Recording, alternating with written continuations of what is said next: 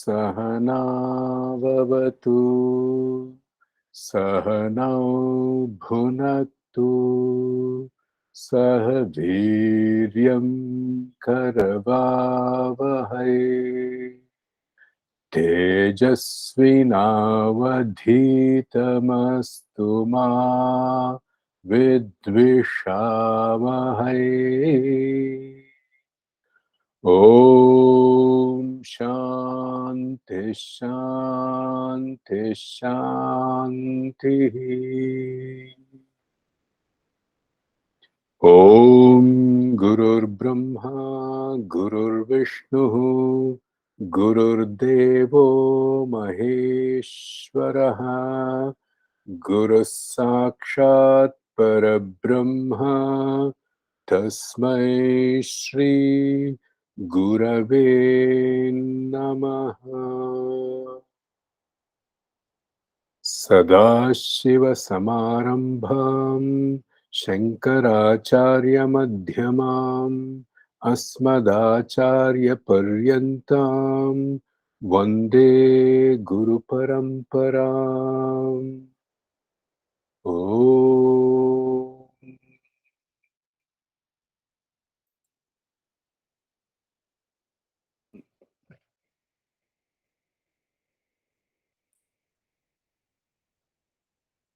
Thank you very much for joining in today to this evening satsang.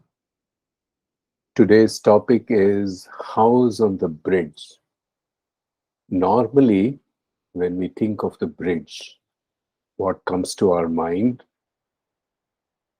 It is usually, a place to cross over from one shore to the other or from one side to the other. It's meant to be a free pathway for people and livestock to move from one end to the other end. Usually it's a free pathway, but what if somebody builds a house on it? It's normally not the case, but there can be some house on the bridge. In that case, the free pathway gets blocked, isn't it? Spiritually, what does this mean? Building the house on the bridge.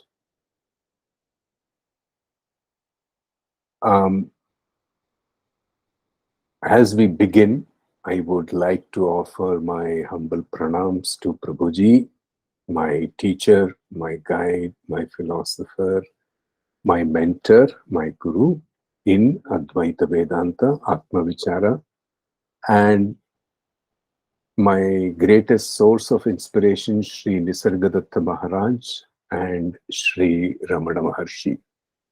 Of course, to all the masters, I offer my pranams.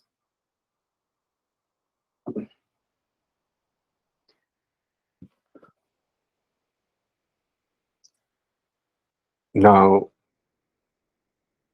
there are two aspects that we see in our life.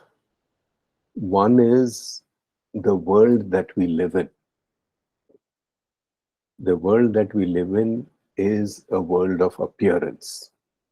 It's full of appearances, isn't it? And then there is the other world that we think is reality. Now, reality is on one side, appearance is on the other side. What is the connection between the two? Actually, if we analyze, there is no connection. But in order to explain the experiential reality of the world of appearance that we live in, the sages have introduced the idea of Maya. Now, what is the difference between the world of reality and the world of appearance?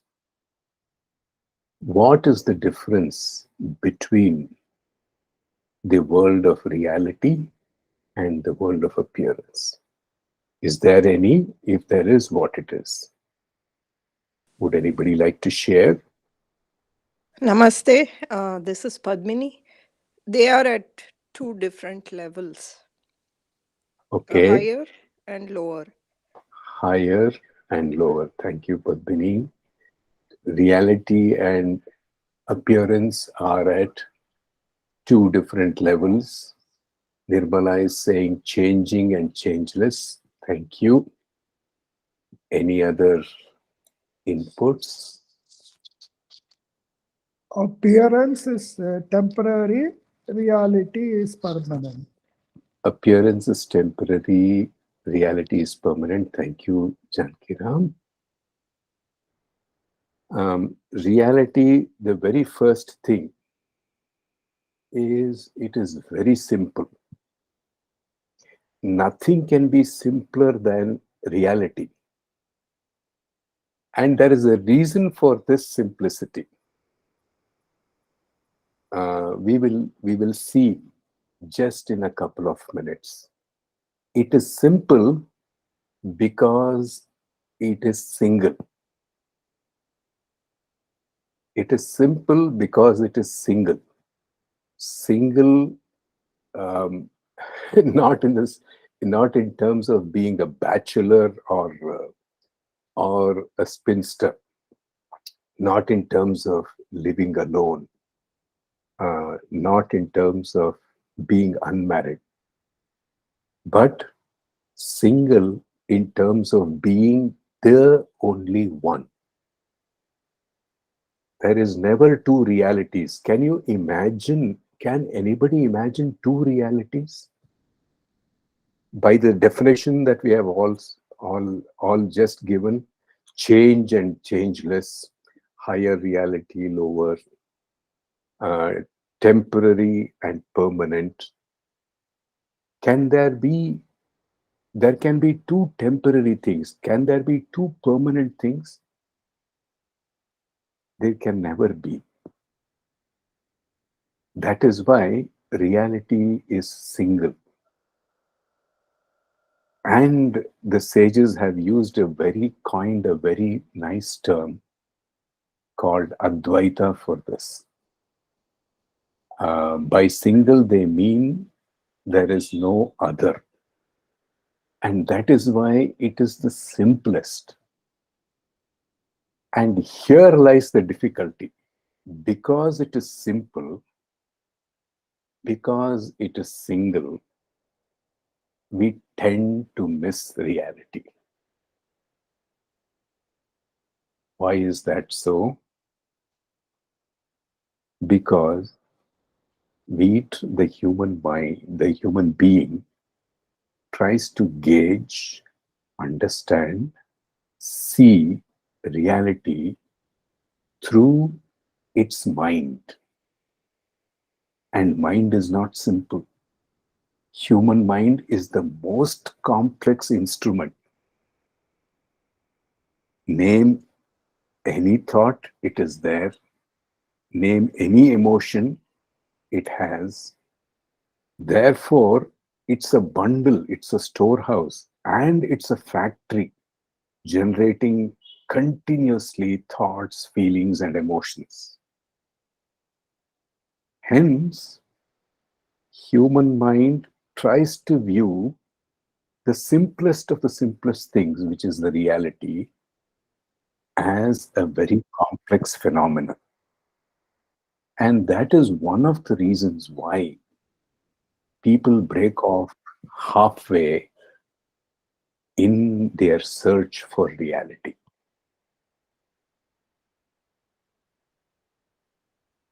They say spirituality is very easy, and the word easy has two connotations. It is easy to engage, and be interested in spirituality. But easiness also has the other meaning, the other connotation.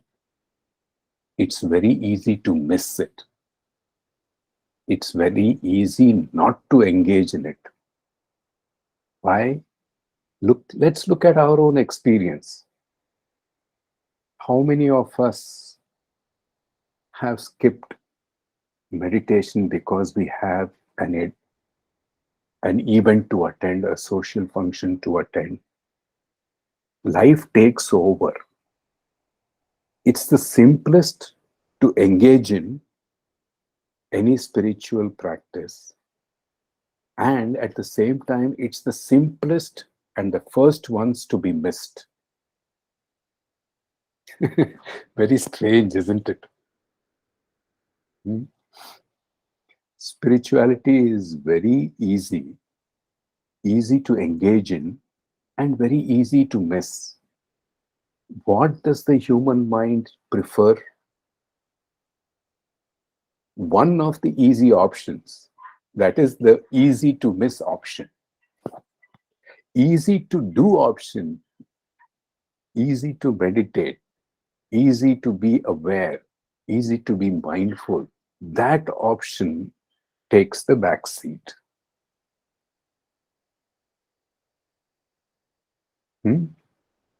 So that is why reality is so near yet so far, because it is simple and single. As a corollary of simplicity and singularity, it is ease with which we can engage in, or ease with which we can equally disengage in. It is plain. The other characteristic of reality is it is plain. And then reality is infinite. This infinity also has two connotations. And we will see in the upcoming slides what the two connotations are and how it reflects in everyday life. Now, infinity is normally taken to be huge, something huge, unimaginably huge in size. But the other side of infinity we also have to consider. Reality also has infinite variety in terms of appearance. Though it is single, it appears to be many because of its own power of Maya. Therefore, if you see, reality is simple, single, plain, infinite, and we can put many more attributes to this. But then we will move on in the interest of time. On the contrary, what is the world of appearance? Okay, the last one, of course, as Janki Ram said, changeless, it is steady, still.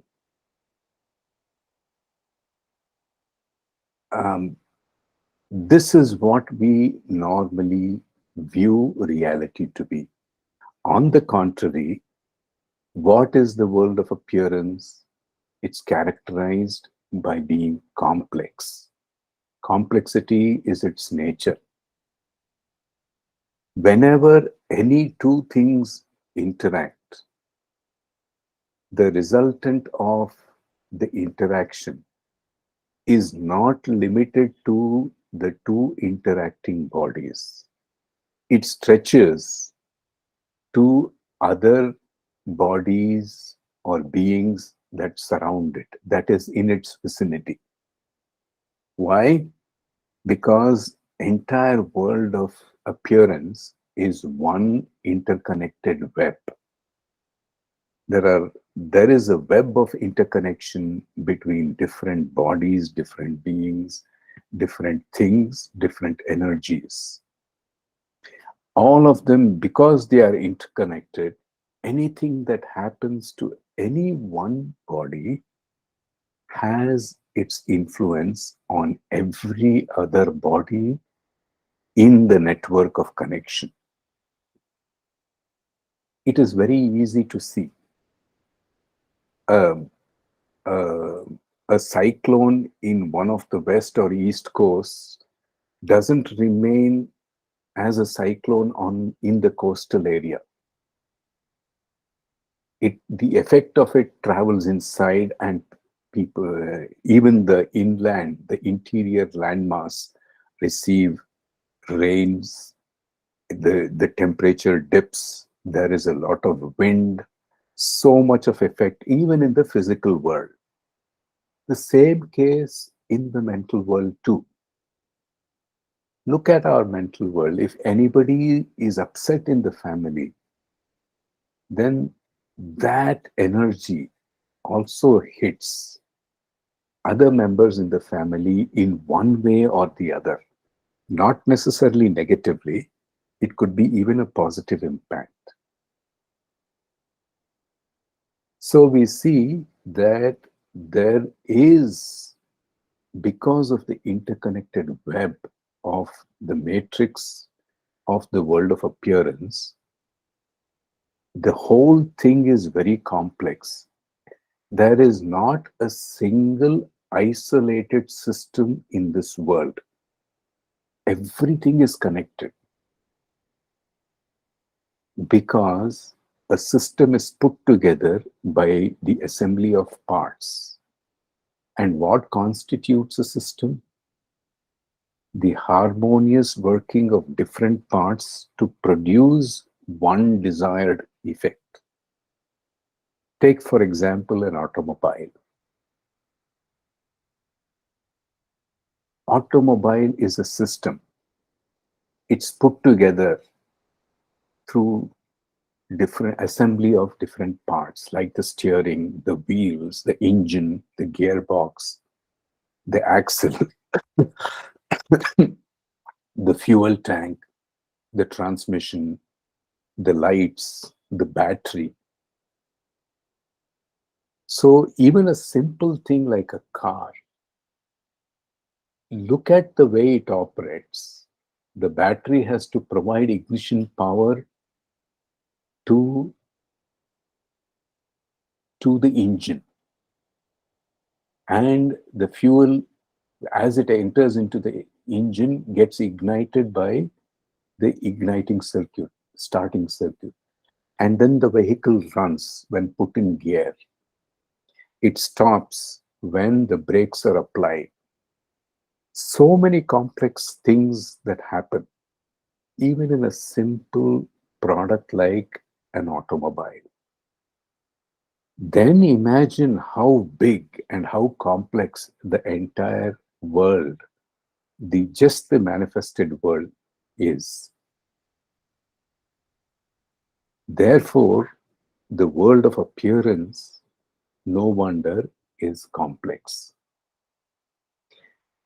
Then, by the same stroke, what is a single reality? Appearance, the world of appearance, is multiple. There are many, many things leading to variety. Now, while reality is plain, the world of appearance is full of variety, full of color, full of attraction. There is no black and white. There are umpteen number of shades of gray between black and white,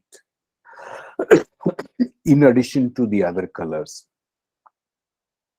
Whereas the world of reality is simply plain.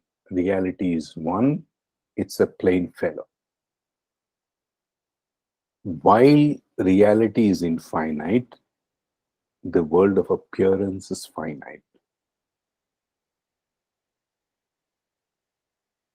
And while reality is steady, the world of appearance is subject to change continuously. Now, why are we discussing this? Because this, where do we actually live?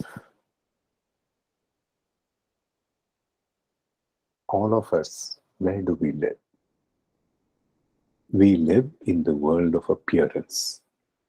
Our goal is to actually catch reality. But where is reality? Anyone on the spiritual path, on the quest, who is seeking, will obviously, the answer to the purpose or goal in life will be very simple, single answer. I want to find the truth. I want to realize myself or God. The wisdom traditions may be different, but the goal remains the same. So here is the complexity. Living in a world of appearance that is full of change, I must recognize that which is changeless. Living in a finite world, I must understand and know what infinity is. When I experience a lot of variety and color, I must be able to recognize that which is plain, simple, and single. This is the whole problem. Because I cannot move away from the world of appearance in my search for reality. Isn't it? Therefore, our reality, is it outside this world of appearance, or is it within this world of appearance? Where is my search going to be? Is my search for reality going to be in this world or out of this world? Therefore, we must understand what reality is. Reality is characterized by two things. We can all see in the picture.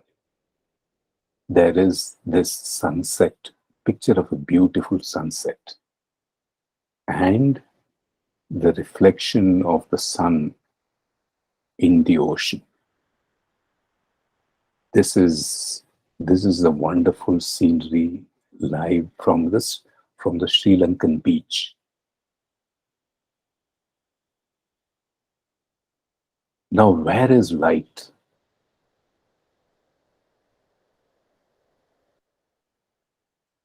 Where is light? Is it in the sky or is it in the water?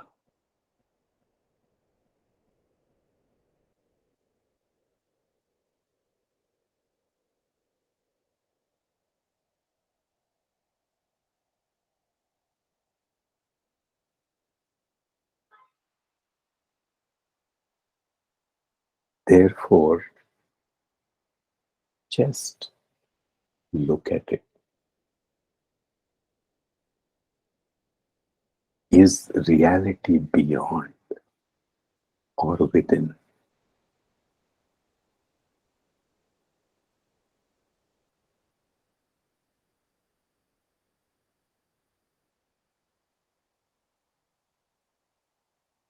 The sages have said, have used two terms to explain this. One is the transcendent nature of reality. That means the original sun is indeed single and transcends. It is apart from the reflection.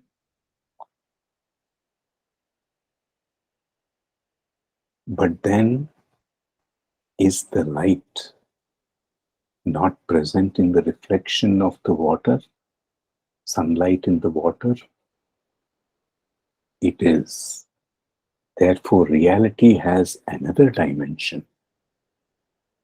It is also immanent.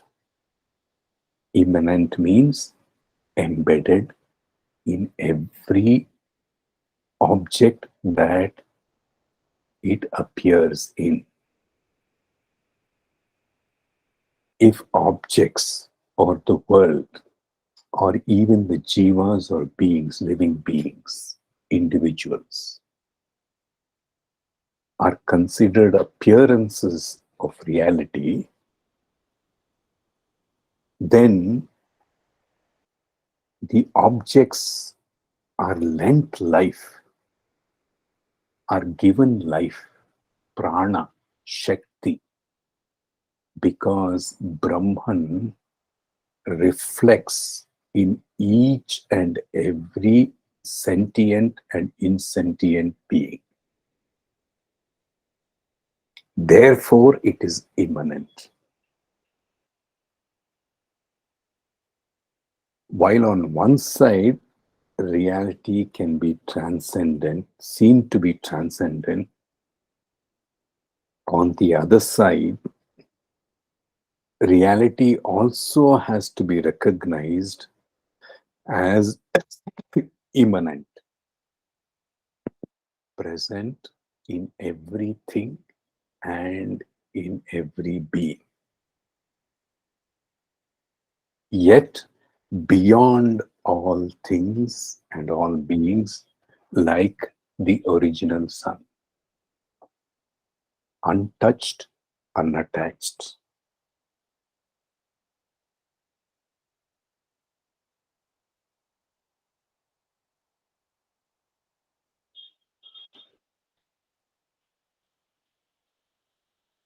And therefore, here is the challenge. In the beginning, because I live in this world of appearance and I experience all kinds of variety, naturally, what can the world give me? The world can give me what it has. The world cannot give me what it does not have, isn't it? And what does the world have? The world has only one thing, that is change. And what can the world give? Change. Therefore, the first search for the changeless by any seeker, automatically the sight goes to something beyond the world, beyond the manifested world. That means he or she is looking for some transcendent reality.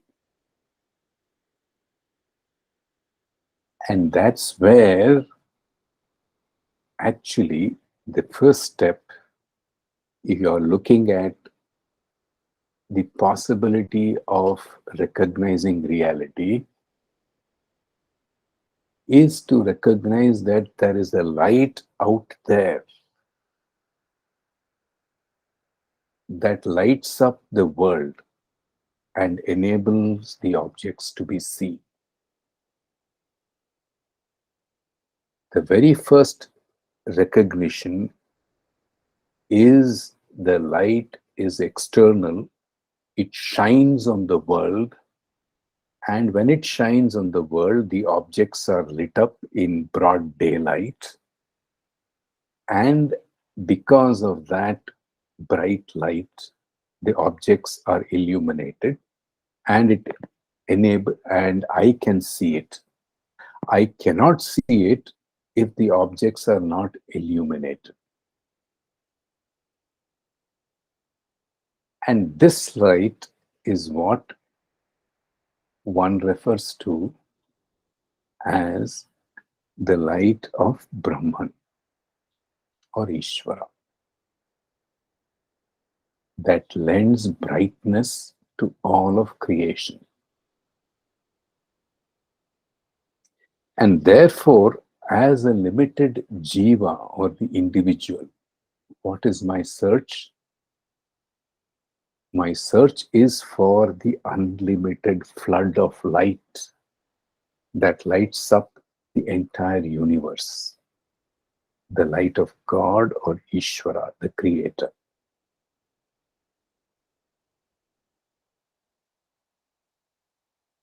And this is the first step in the journey.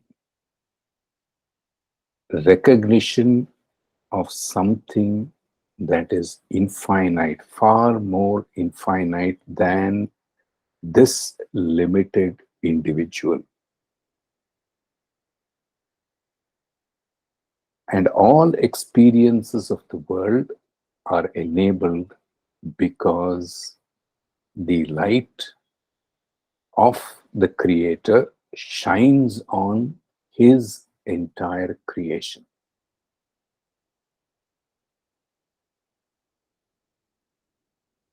And therefore, the journey begins.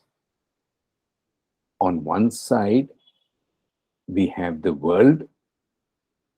On the other side, we have Brahman. And because they are on two sides, remember here, we are recognizing that the seeker first recognizes the transcendence. Lucky are those who recognize immanence first. Generally, people recognize in the normal course of living transcendence. And so, where is the journey from the limited to the unlimited, from the darkness to light?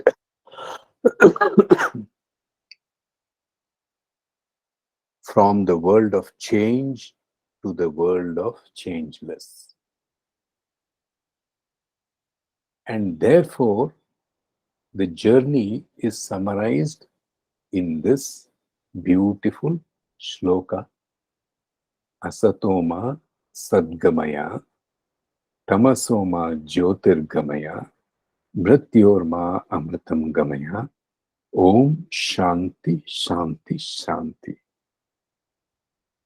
Eventually, if there is a single purpose to this journey, it is from lack of peace to complete peace. Shanti inside, peace within me, peace around me, outside, and peace everywhere. That means complete peace. From fractional peace that the individual experiences every now and then as happiness, to complete peace that one experiences in stillness and steadiness when one is established in the self. During the course, we pass through a journey of distance, not in time and space, but a journey in understanding. Understanding of what? understanding of reality. In all this process, please remember, there is not one bit of change in reality. Where is the change then? The change is in the human understanding of the changeless reality. So as we proceed along the journey, we understand reality better and better. The covering that covers reality is peeled off layer by layer for the human mind to be able to see reality more and more clearly. This is the purpose of the journey, right? So, from the world of appearance on one side, the world of change, the world of variety on one side, to the world of single, simple, infinite on the other side. From chaos and duality on one side to peace and non-duality on the other side. This is the journey. And this journey, everyone embarks only when one recognizes that there is a possibility of existence of reality on the other side, meaning the existence of reality that transcends my limited existence.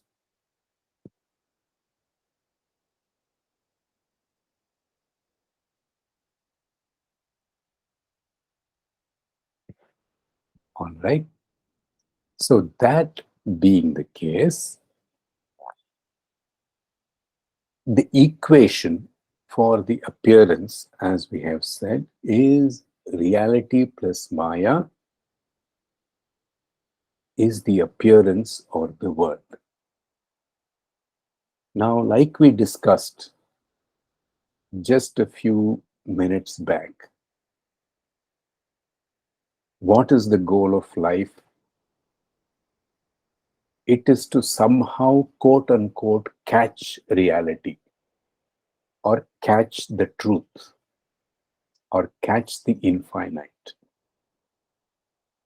or catch peace.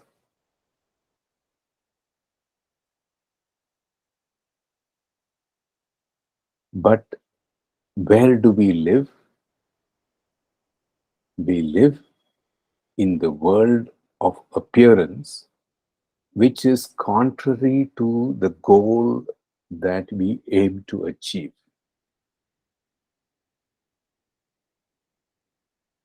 We can't find peace in the world.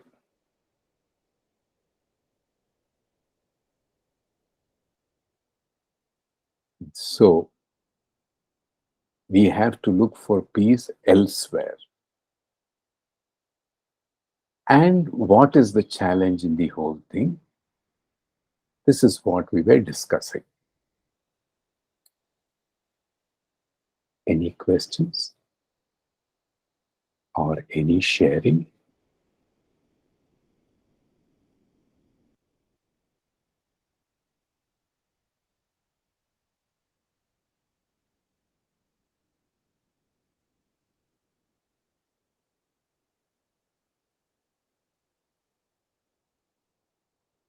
Or one clarification is reality is said to be beyond mind and senses, then it becomes you give up hope. Hmm. Yes. That is Okay, is that the question? What is the question? Or we are saying The that we question give up? is, when it is beyond mind and senses, there is no way of understanding. Oh, okay, okay, It's a, it is beyond comprehension, mm, inconceivable. okay. Yes, So once it is inconceivable and beyond the mind and senses, you just go by only faith, huh, nothing else. huh. So very, very interesting point and very valid one too. Um, is reality beyond comprehension? Is reality beyond the human grasp? Or is reality beyond the grasp of whatever resources the human being has? If that is so, then there is no meaning for seeking.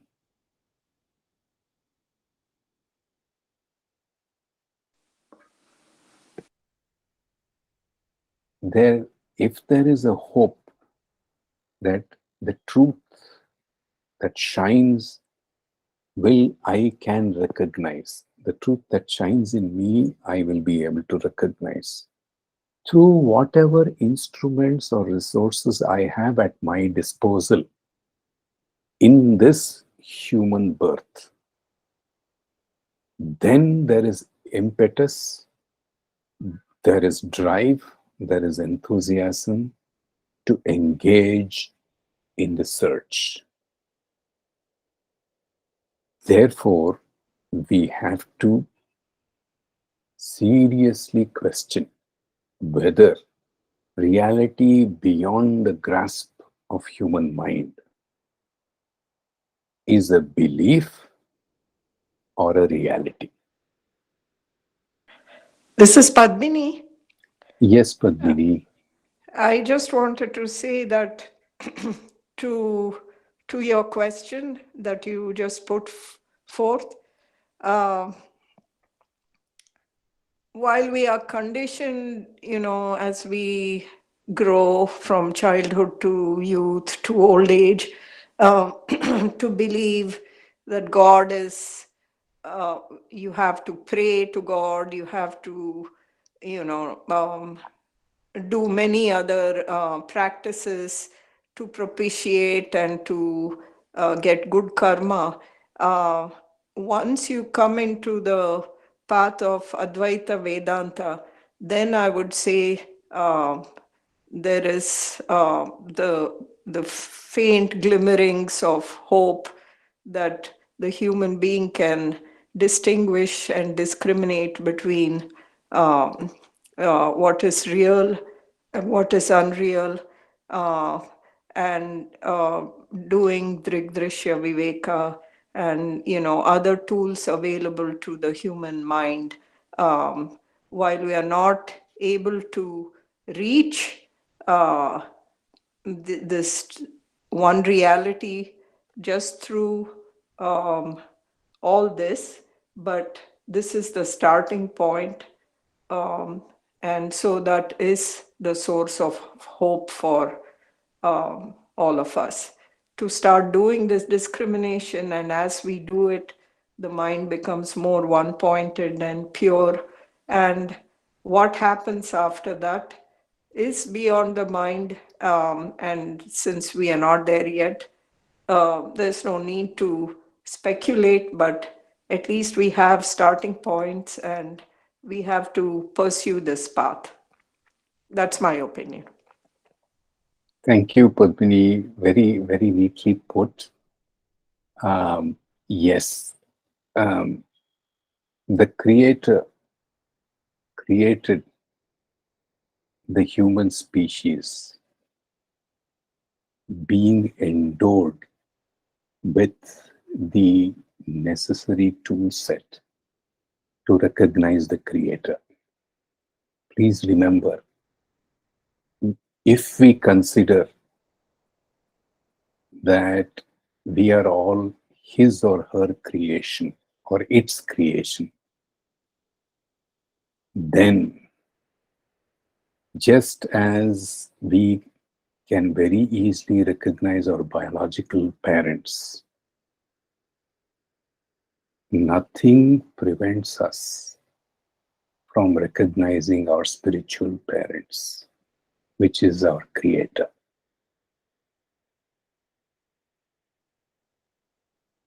The only thing that prevents us is our focus elsewhere, on the creation instead of the Creator. And the Creator is very, very intelligent.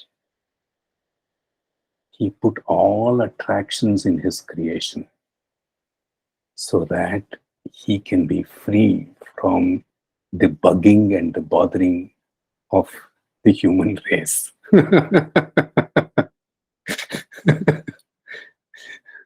The whole world is a toy set for human beings. We played with little toys while we were children. Today we play with laptops, mobile phones, cameras, whatnot, computers, ideas, cars. Toy cars have replaced big cars, but they are still toys. Therefore, my understanding in this present position, in this present day, as of now, is reality beyond the scope of human mind or resource is only based on belief. It's not real. Why? Because even Vedanta has said, Pana eva manushyanam karanam bandhavakshayo. Mind is most often seen as an obstacle to reality. But used rightly, it will serve as a bridge to reality.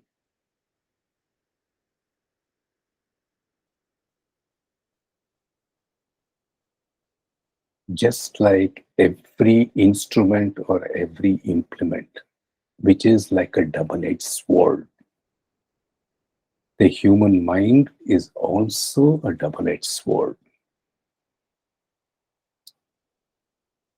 If used wrongly, the distance between me and reality will increase. If used rightly, like Padmini said, with discrimination, with discernment, then there is no better and not a better or a more useful tool than the human mind, which will serve as a bridge from the unreal to the real.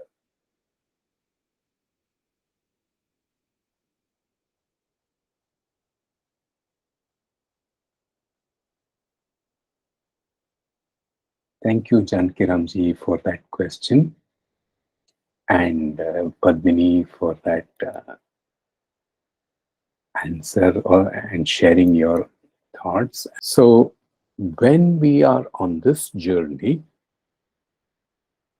when we embark on this journey of self-awareness and action, a quick word of caution, because we were talking about,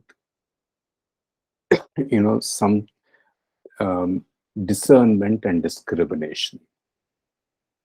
We must definitely look at what is self-awareness and action. Now, just a few pointers towards this. Mirror enhances the reflection. All this we know. This definitely we know. But does the reflection enhance the mirroring capability? No, isn't it? Reflection does not improve the mirror.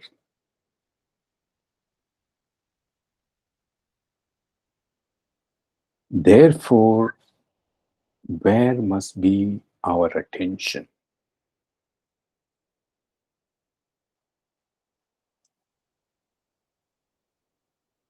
On the reflection or on the mirror? It is like saying, you shine, you wipe the mirror of the dust. Then reflection automatically becomes clear. Therefore, it is said, purify your heart and clarify your intellect. By clarifying the intellect, we mean sharpen the intellect. Because to grasp the truth, because truth is so subtle and easy to miss, the intellect must be very, very sharp. And the heart must be very, very pure, uncontaminated. Before, what does that mean? Act on yourself before you act on the world. So in the eagerness, why are we saying this? Because the mind is naturally outward focused, and the mind sees the world in all its variety. The mind also sees the world in all its limitation, because it is finite, isn't it? Therefore, there is a natural urge, a tendency to go and set right the world before I set right myself. Will that bear fruit?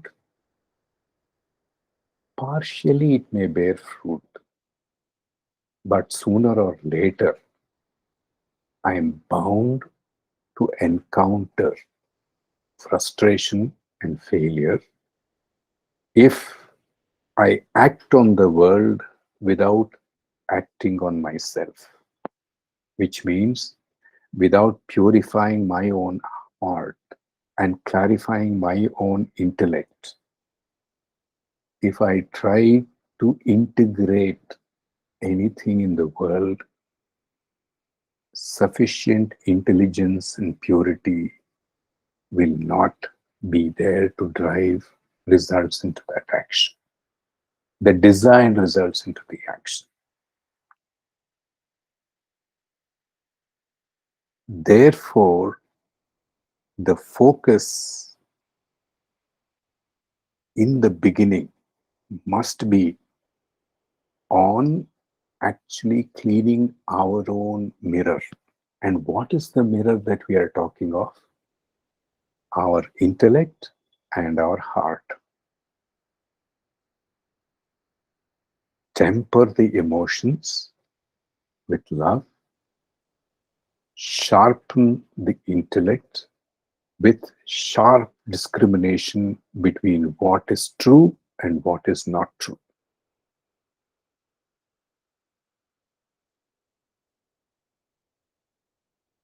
Therefore, self-awareness or acting on oneself, understanding my own self, is the first step to actually recognizing reality. If I don't understand myself properly, I cannot understand reality in its full potential. Now, it doesn't mean that we have to do one after the other continuously. But actually, when we start with purifying ourselves and clarifying ourselves, then automatically a proportional action will be generated by the body-mind complex to the extent necessary to integrate the learning into everyday life. So both will go hand in hand after a certain time. And therefore, why we are pointing this out is that there is a necessity for the outward focused mind to slightly turn it inward to our own selves, for the light of ourself to shine on our own beliefs, dogmas, mindsets, to understand what are the contents that drive our thoughts, feelings, and actions. This is self-awareness. This is mindfulness.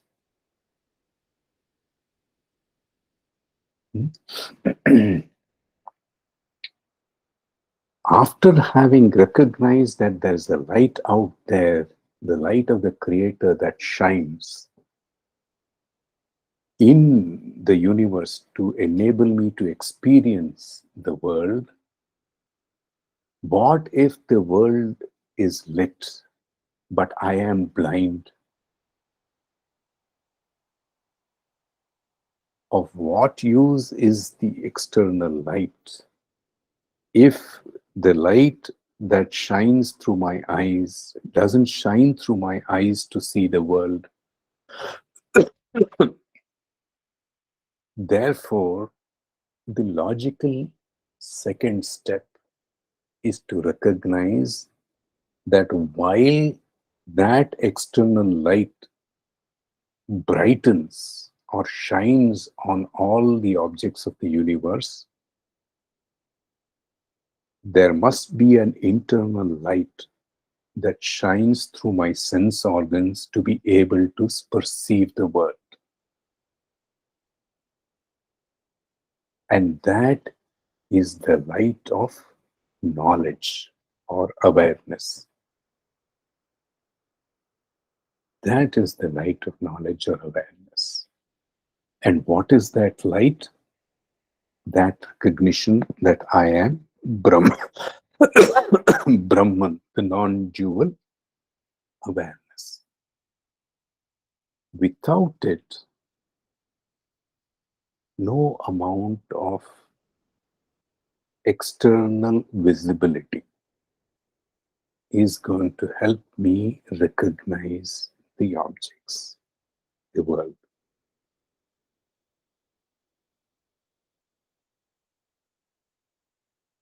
All right.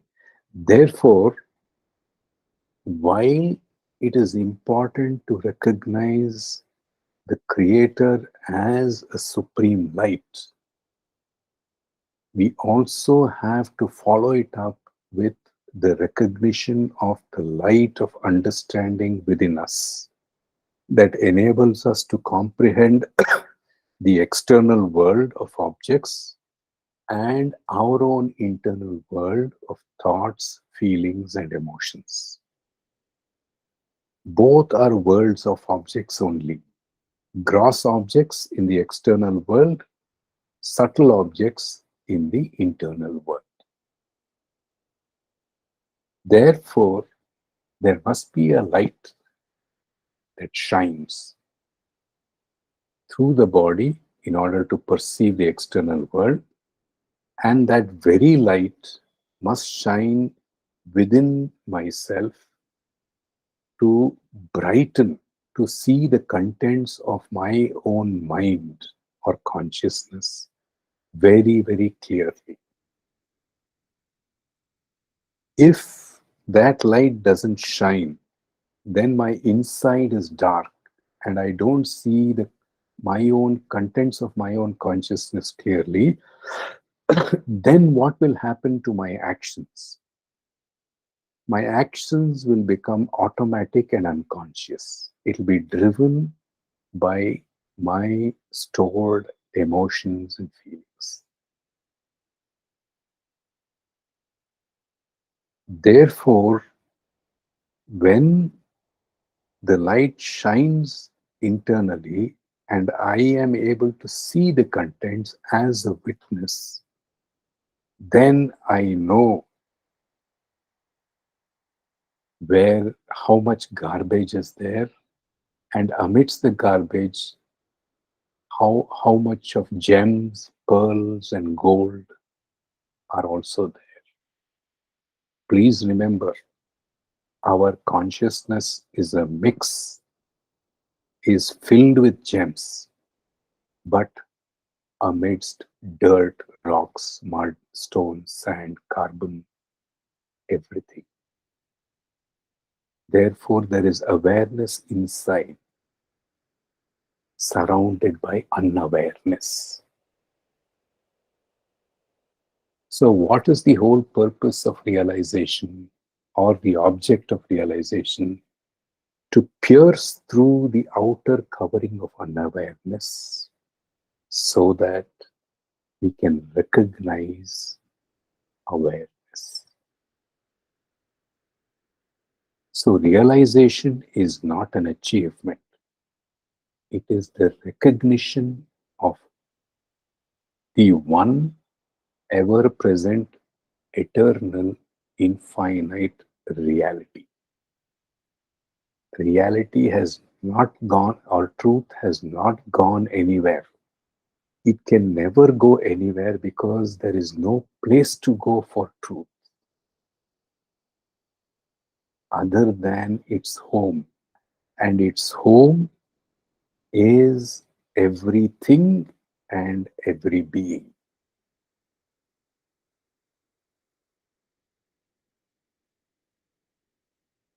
When this recognition happens, that there is the awareness in me, there is the truth in me, but it is in darkness, like in the deep caves of the gold mine, where gold is there in the deep gold mine, amidst all the mud, rubble, and dirt. We only have to shine the light inside to recognize the one treasure that is always ever present, but was masked, covered all this time by darkness. And this is what the sages refer to as the light of awareness.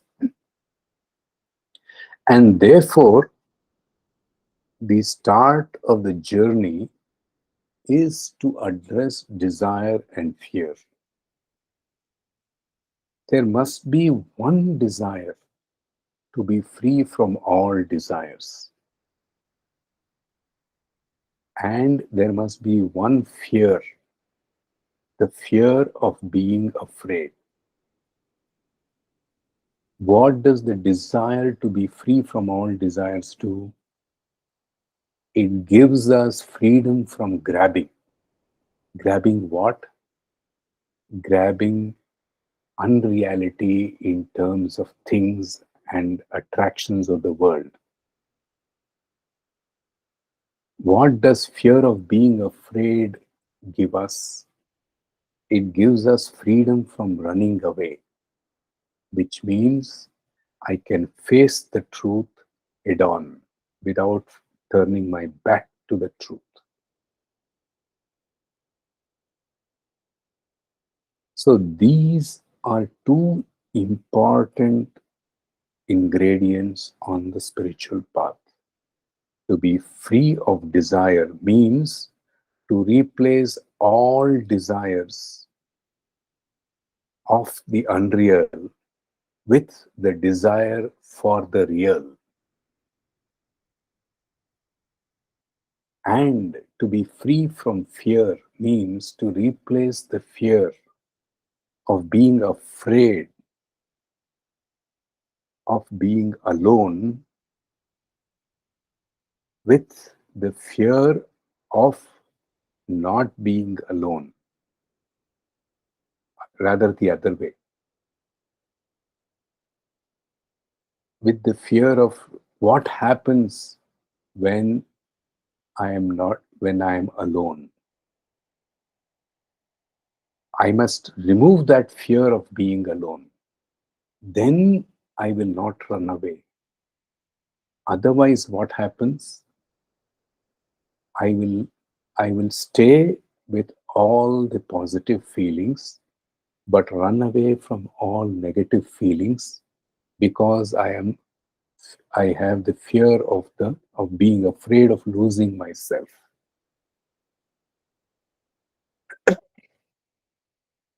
So why is this said negatively? Be free from desire and fear, because these are the two stumbling blocks. And we can never be free from desire and fear by crushing them. We can be free from desire and fear by replacing it with the desire for the infinite and replacing the fear for losing objects to the fear of losing objects. Not to be afraid of being alone without any objects. Therefore,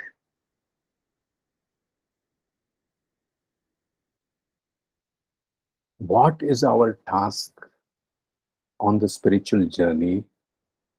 It is to clean the mirror and polish the mirror. Then the reflection of the original shines undistorted and in full brightness. Now, if we don't do that, if we don't engage in awareness practices to clean and clear the mirror, polish the mirror, then life itself will teach us lessons. We can learn by experience, or we can learn by being aware. Who is the greatest teacher? Life is the greatest teacher. If we don't learn ourselves, we will be taught by the greatest teacher, which is life. How does life teach us of awareness? First, as we age, as we grow, through ill health, through old age, through disease, then through financial difficulties. We might be running a highly profitable business, suddenly profit will plummet down. COVID and other market conditions will force it down. Financial difficulties or relationship difficulties, and eventually the final one is accusation. Accusation for no fault, which hits the ego very hard. Accusing oneself, the person, of a mistake for the mistake that he or she has not done, or for a crime he or she has not committed. Now, all these are karmic lessons. That is why the word shiksha in Sanskrit is often translated very loosely in other Indian languages as punishment. But the word shiksha also means shikshana, or education, education of life. Life education in life about being aware, moving from unawareness to awareness. It is not really a punishment. Therefore, if we have to avoid all these ups and downs, then the easier route is to keep on shining the mirror, cleaning the mirror and polishing the mirror so that the mirror reflects the light more clearly and more brightly. Before life teaches us, we learn lessons from life through awareness. Therefore, from the world we step on the bridge and we watch the world. When we watch the world, if you watch the world very, very intently, the world will reveal itself. How does it reveal itself? There is a very peculiar thing. What appeared solid in the world now appears full of space, non-matter, empty. Now, this is where freedom from fear helps. If the witness, the person standing on the bridge, recognizes the emptiness of the world, what happens to his experience of the emptiness of the world? It reflects in his intellect, and he feels empty. Now, this is the most critical situation. I felt myself full all these days because I was associating with the objects of the world. Now, I move from the world on the bridge and watch the world intently. Then the world that was solid now appears empty, without any stuff. And that emptiness reflects within my intellect and heart. Therefore, I get a feeling of emptiness. Then my ego will protest and say, stop this watching because of the fear of losing oneself. This is where being free from fear and desire helps. Unattached, you watch the world free from desire. When you recognize emptiness, continue to watch without turning the back. Then you will find that emptiness will be stillness, peace. Otherwise, we'll run away and miss the truth.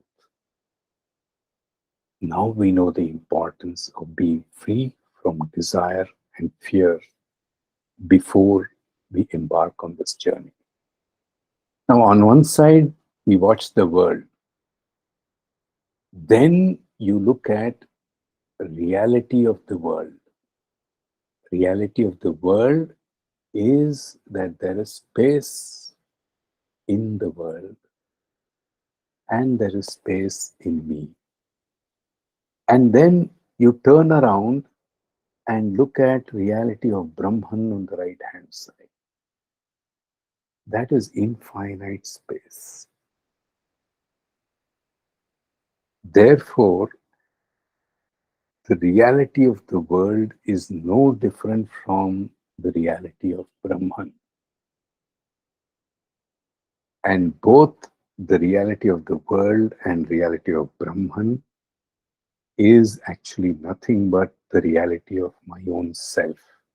And the bridge collapses. Why? Because the ground that holds the either side, the earth that holds the world and Brahman on either side is the same.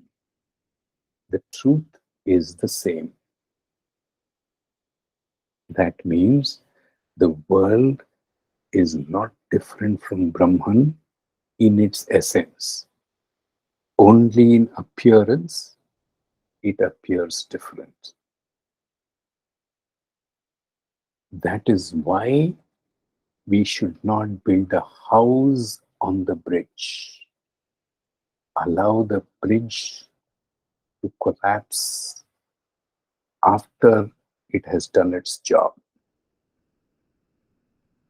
If we get stuck on the bridge, we will miss reality.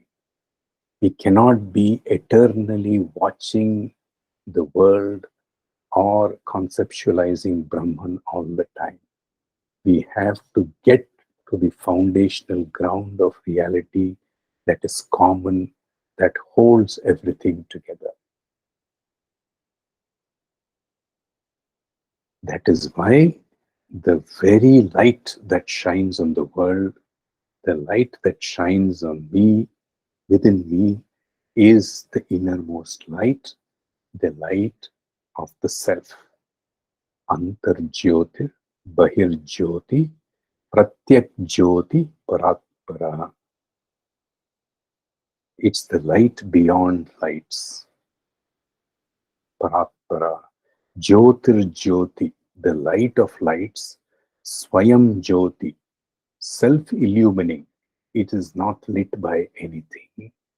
Atma Jyoti, the light of the self.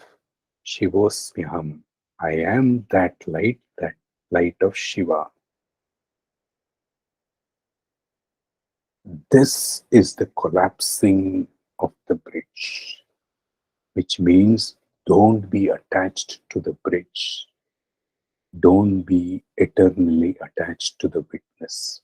Witness as an observer, but witness as a light. Sakshi as the light of lights is ever the truth, ever present, eternal, infinite, single, simple, whole, unattached, pure and pristine. What does this lead to? Reality initially is split into two, the world and Brahman. But when you question the reality of the world and reality of Brahman, they merge into the reality of the self. Thank you so much.